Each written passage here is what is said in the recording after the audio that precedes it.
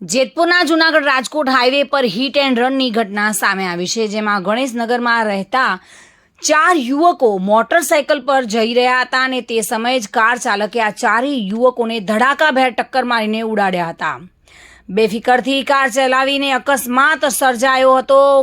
કુંદન સનકભાઈ જયસ્વાલ, જેની ઉંમર 19 વર્ષની, અને અમિત જયશંકર જયસ્વાલ, જે 21 વર્ષ, અને રામચંદ્ર જયસ્વાલ, જેની 20 વર્ષની ઉંમર, અને પિન્ટુભાઈ જયસ્વાલ 18 વર્ષના ઉંમરના આ અકસ્માતના ભોગ બન્યા હતા.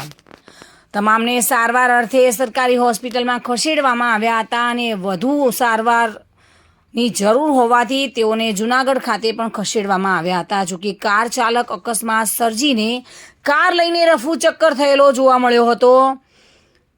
કાર ચાલક આ ટક્કર મારીને ત્યાંથી ભાગી છૂટ્યો હતો. જોકે 4 યુવાનો મોટરસાઇકલ પર પસાર થઈ રહ્યા હતા અને તે પૂરપાટ ઝડપે આવતી કારે આ 4 યુવકોને મોટરસાઇકલ સાથે હવામાં ફંગોળ્યા હતા.